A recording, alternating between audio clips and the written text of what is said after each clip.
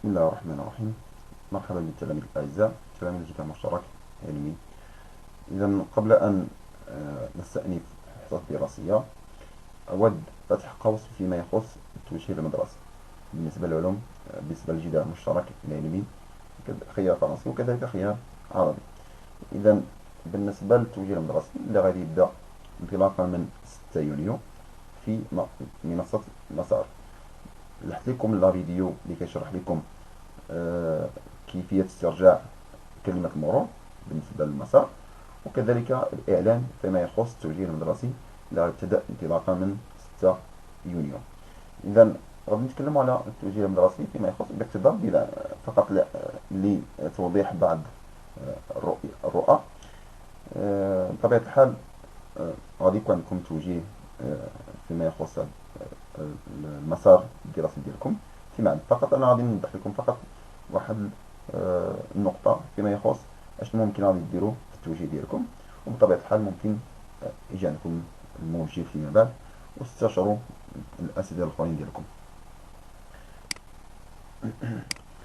إذا بالنسبة للإذاعة المشترك العلمي، فباش دوز الأولى بكالوريا عندك الحق يا إما دير العلوم التجريبية سيونس اكسبيريمونتال، أو لا دير العلوم الرياضية سيونس مات، أو أنك دير العلوم الاقتصادية والتدبير سيونس ايكونومي و لا جيستيون، أو أنك ممكن دير الفنون التطبيقية لا أبليكي، وبيان ممكن دير العلوم والتكنولوجيات الكهربائية أو العلوم والتكنولوجيات الميكانيكية. إذا بالنسبة لكم أنتم عندكم الاختيار، عندكم الحق في هاد 6 ديال الاختيارات، 6 ديال الشعاب: شعبات العلوم التجريبية، شعبات العلوم الرياضية، شعبات العلوم الاقتصادية والتدبير، شعبات العلوم الفنون التطبيقية، شعبات العلوم والتكنولوجيات الكهربائية، وشعبات العلوم والتكنولوجيات الميكانيكية. لكن بالنسبة لكم انتم كتلاميذ ديال مؤسسة محمد الزرقوني، فاللي ممكن ديروا في المؤسسة هو هاتين الشعبتين: العلوم التجريبية أو العلوم الرياضية. عندكم الحق ديروا هاد الشعب الأخرى، لكن في المؤسسة ما متواجدينش. بالنسبة للعلوم الاقتصادية ممكن كاينة في المؤسسة ديال محمد الناصري، ممكن ديروها. ممكن ديروا هاد المؤسسات التوجيهات الأخرين، ممكن ديروا هاد الشعب الأخرى، لكن خاصكم تقلبوا على المؤسسات اللي فيها هاد الشعب. فقط نتكلم لكم على هاد الشعبتين اللي هما متواجدين في المؤسسة ديالنا. إذا بالنسبة للجدار المشترك خيار فرنسي، فباش دوز الأولى بكالوريا دونك كدوز يا إما العلوم التجريبية سيونس اكسبيريمونتال، أو لا كدوز العلوم الرياضية. وبالنسبة للعلوم الرياضية فقط كاين الخيار الفرنسي. بالنسبة للعلوم التجريبية كاين خيار فرنسي وكاين خيار عربي. العلوم الرياضية كاين فقط خيار فرنسي. ثم في الثانية بكالوريا الامتداد ديال العلوم التجريبية كاين جوج، فهما إما العلوم الفيزيائية أو علوم الحياة والأرض. بالنسبة للعلوم الرياضية كذلك كاين جوج ديال الامتدادات، فإما عندكم الحق ديالوا العلوم الرياضية ألف اللي هي في المؤسسة، أو لا العلوم الرياضية باء. دونك هادو بالنسبة للثانية بكالوريا. الآن غادي نشوفو فيما يخص الحصص والمعاملات ديال كل شعبة على حدة. فقط غادي نتطرق للمادة ديال الفيزياء والكيمياء، الحصص والمعاملات اللي عندكم في كل شعبة. ونبداو بالنسبة للأولى بكالوريا وبالنسبة للعلوم التجريبية. بالنسبة للعلوم التجريبية عندكم المعامل 7، وعندكم جوج ديال الحصص 4 سوايع في المجموع. حصة فيها ساعتين، يعني ساعتين ساعتين. جوج ديال الحصص بحالها بحال الجدال المشترك، والمعامل 7.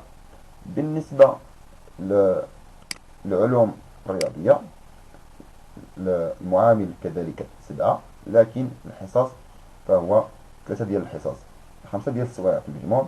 حصة ديال ساعتين، حصة ديال ساعتين، وحصة ديال ساعة، يعني 3 ديال الحصص، ساعتين ساعتين ساعة، والمعامل كذلك 7.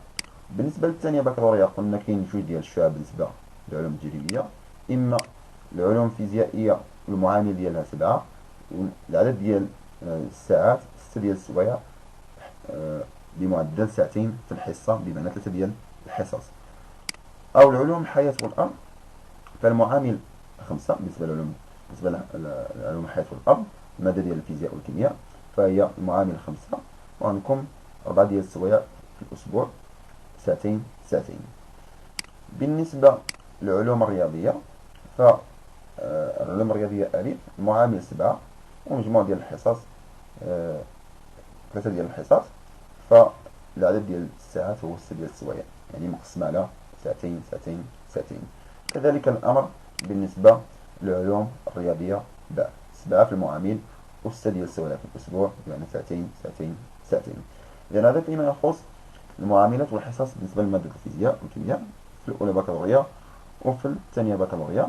بطبيعة الحال كل مادة عندها المعامل ديالها، وعندها الساعات ديالها المقررة، مقررة الإنجاز خلال الأسبوع. ممكن تواصلوا مع الأساتذة ديالكم ويوضح لكم العدد ديال الساعات اللي عندكم في الأسبوع، وكذلك المعامل ديالهم في كل شعبة. بطبيعة الحال بالنسبة للعلوم التجريبية، ففي الثانية بكالوريا عندكم العلوم الفيزيائية والعلوم الحياة والأرض. فيما بعد البكالوريا بطبيعة الحال هناك آفاق، فممكن دير طب إلا كنت كدير العلوم الحياة والأرض أو العلوم الفيزيائية وجبتي معدل مزيان. وكذلك ممكن دير المدارس ديال الهندسة أو الهندسة الميكانيكية، الهندسة الكهربائية، كذلك ممكن دير الهندسة في المعلوميات إلى غير ذلك. هناك مجموعة ديال الآفاق. كذلك بالنسبة للعلوم الرياضية عندكم مجموعة ديال الآفاق. غير بالنسبة اللي غيدير الطب من الأفضل يدير علوم الحياة والأرض. ممكن يدير علوم الرياضية ألف، ولكن كتقراو علوم الحياة والأرض مدة قصيرة، وبالتالي غتكون عندكم حظوظ شوية قليلة بالنسبة للطب. لكن ممكن ديروا الهندسة، المدارس اللي كتعنى بالهندسة، الهندسة الكهربائية والهندسة المدنية والهندسة المعلوماتية إلى غير ذلك. هذا فيما يخص التوجيه بالثانوي اللي عندكم انتم الحظ. بطبيعة الحال ممكن تسولوا أكثر وتعرفوا أكثر، وإن شاء الله يجي عندكم موجه يوضح لكم معلومات أكثر، ونتمنى لكم التوفيق.